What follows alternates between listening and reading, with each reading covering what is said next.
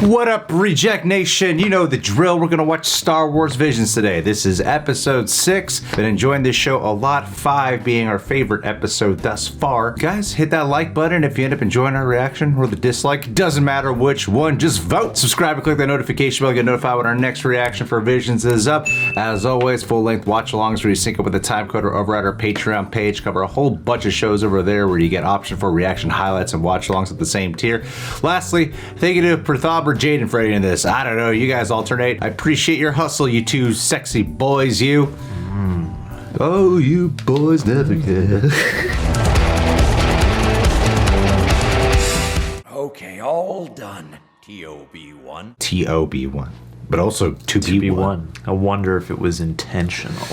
Professor Mitaka, did you make me bigger again? Next up is CO3. Would you go get him, please? Oh. There you are, CO3. It was like, who did Spirited Away and all those? Oh, Miyazaki. Miyazaki, yeah. Got a little bit of that Ghibli vibe. If only they could make peace with Disney. TO-B1. How many times must I tell you? You must never go into the basement. Sorry. Come along, my children. Let's get to work. We can stop only when there is life on this planet. And we are going to make this a beautiful place. That's an ambitious goal. Yeah, especially in this universe. The galaxy is so... Terrifying and full of danger. Yes. It's only dangerous because the Jedi are needed. What am I drawing?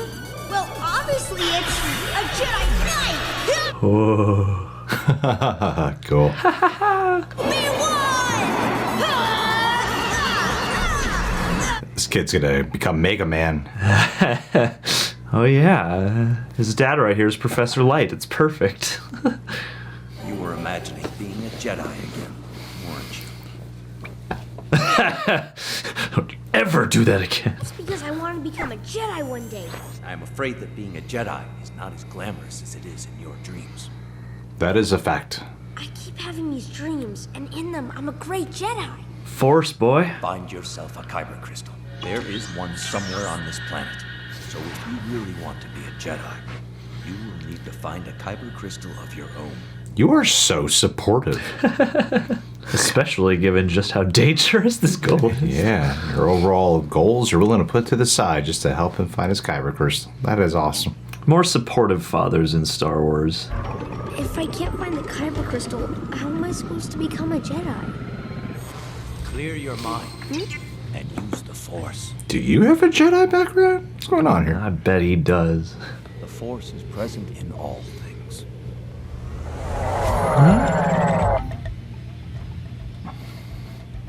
Is it here? Is it here? Force, are you there? But I've already searched everywhere on this planet. Never go into the basement. Ha! Attack on Titan. You've got a bad feeling about this? They said that every episode. Yeah, I think so. A ship? Uh-oh. Let's take off! Wait a minute. I'm TO-B1. This is a call to all Jedi. If you can hear me, report in. No! No! That's what I was thinking was gonna happen. Yeah. Get out of there right now. I just thought there might be a crystal here. Yup. Cool. You're a Jedi? I had no idea. Why didn't you tell me? In order to protect you. So much for that plan. Wait, was he an actual Jedi or? I need you to stay hidden. Do not come out for any reason. So is this the Force? Please don't deactivate me. Oh, CO3, I leave this child to you. I'm gonna die. I am one with the Force. The Force is with me. Professor Mitaka? Is he a kyber crystal? Maybe. I'm sitting here going, it's gotta be in here somewhere. What happened to everyone? Oh no. Where's the professor? No.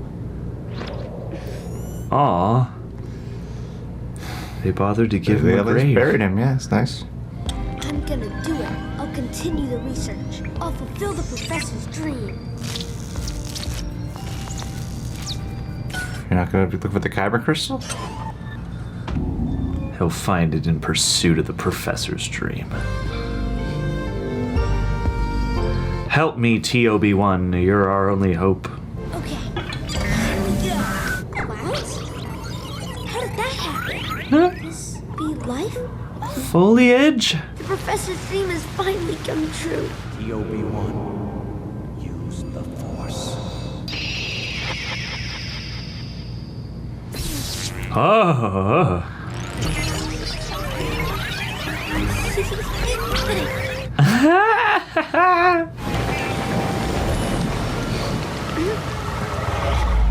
Get your revenge with the Force. Yeah. Lightning shock the TIE fighter. A Jedi killer? It's his fault the professor... So there is another Jedi on this planet. Ooh.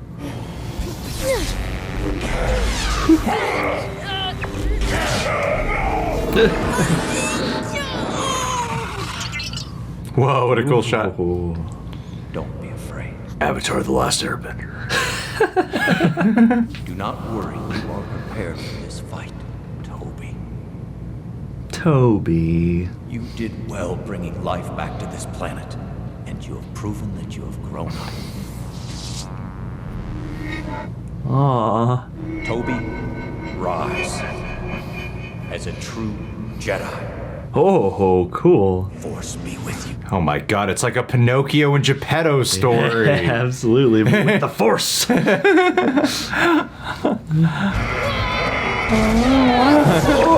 Oh, the lightning. Oh. I'll bite your bleeding kneecaps off.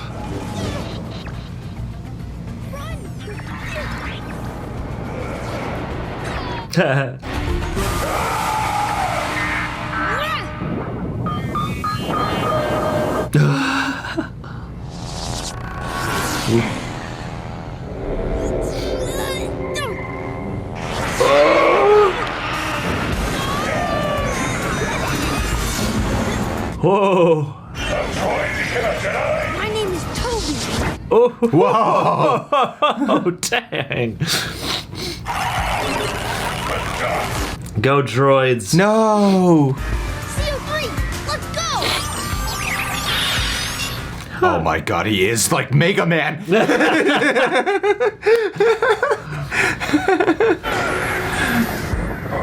Oh, You whipped that guy's what a- ass. You only been a Jedi for a day, too. Or like 10 minutes.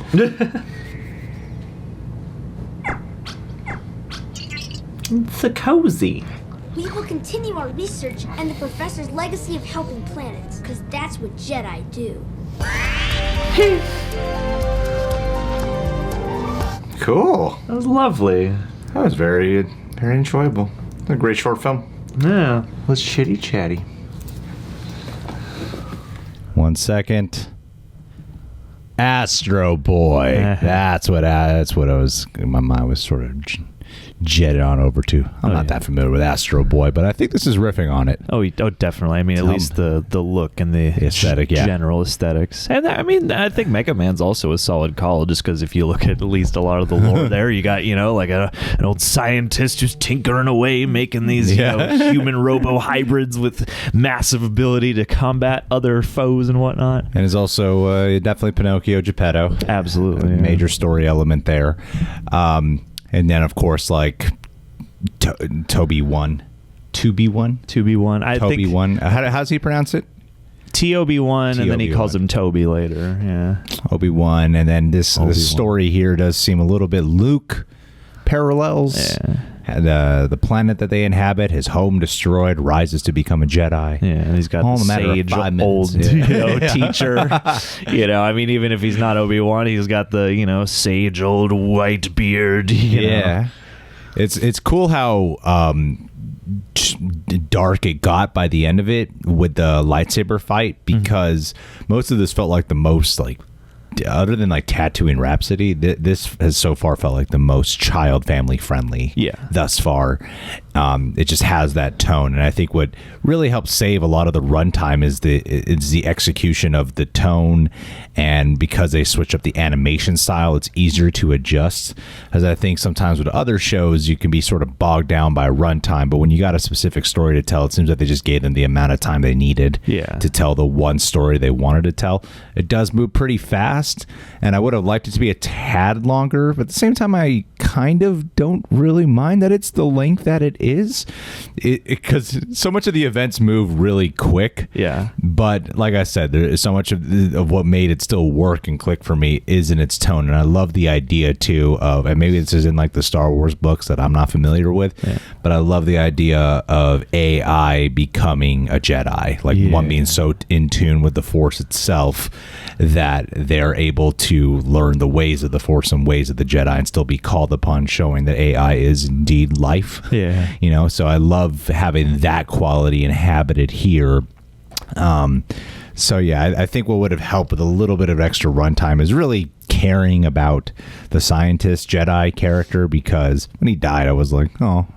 But it wasn't like, I didn't feel the weight of the loss. Yeah. Because it was just moving so briskly by. And also he does like rise to Jedi power so fast that part of that pulls me out, because I'm like, nah, you would have got your ass kicked. Yeah, this guy's a Sith Lord. you would have been totally wiped out.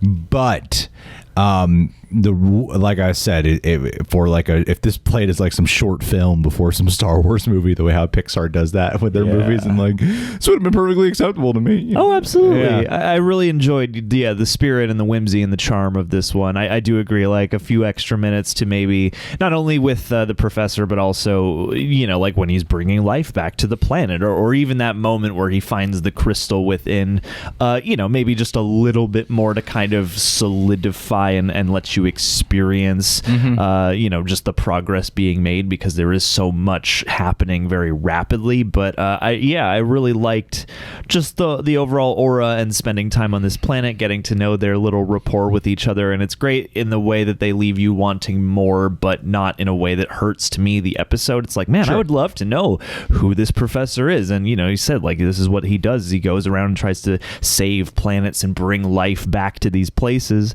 And, you know, he's also got his whole array of little droids that he's been working on. And yeah, as a thematic idea of, wow, you know, like a droid could rise to this mantle, and he was clearly built by a Jedi, so maybe there's something about that connection specifically of like maybe he knew how to imbue the Force into his creation. But yeah, I just thought it was a really wonderful tale, and yeah, it had a kind of Pinocchio meets Star Wars sort of vibe, and there is like a coming of age quality to it, where it's like Toby still maintains his innocence and his, you know, good nature by the end, but at the same time, you know, there is a bit of a growth into like, yeah, this guy's going to strike out onto the path of the Jedi now, you know, and carry on his ostensible father's work. Yeah, I just think that it could have used a little bit more variety with the protagonists' emotions, because it is kind of one... the scientist gets a little bit more layers, but especially for this AI, Toby, who is developing life, he is just sort of like, yippee, the whole time. Yeah. That's kind of how I would associate his character, one word. He gets yippee. A little frustrated at times and then comes right back around, yeah. Yeah, and I think it would have just felt that much more earned, and I would have rooted that much more for him in the end. Yeah. But a big part of what makes this so enjoyable, too, like a lot of these, I am a believer in that phrase of that when you use the word but, anything that comes before it doesn't really matter. So I'll say however, because... or sometimes the word but is applied, because it's the thing of like, I do feel that some of the criticisms that I'm laying forth are totally valid. It's just that there's also the saving grace of certain other elements, like the animation flourishes are just so damn enjoyable. Oh yeah, that the emotion that emits just makes it easier to forgive some of the shortcomings. It enhances the atmosphere and just this aura of the setting a lot. It's like, I love that pastel almost quality to a lot of the animation, where you feel kind of the elements in the sand. It feels hand drawn. Like yeah, it really does. And even like, and they do a great contrast, because when like plant life starts to show up, you're like, oh wow, like beautiful. That does look like a breath of fresh air in this wondrous desert world. Yeah. Well, yeah, guys. What did you think about the episode? Leave your thoughts down below. I enjoyed it. Don't know where I'd rank it yet. We'll do a final ranking by the time we get to episode 9. But leave your thoughts down below. Subscribe, click that bell, hit that like or dislike button. And, yeah, check us on Patreon. Catch you guys soon.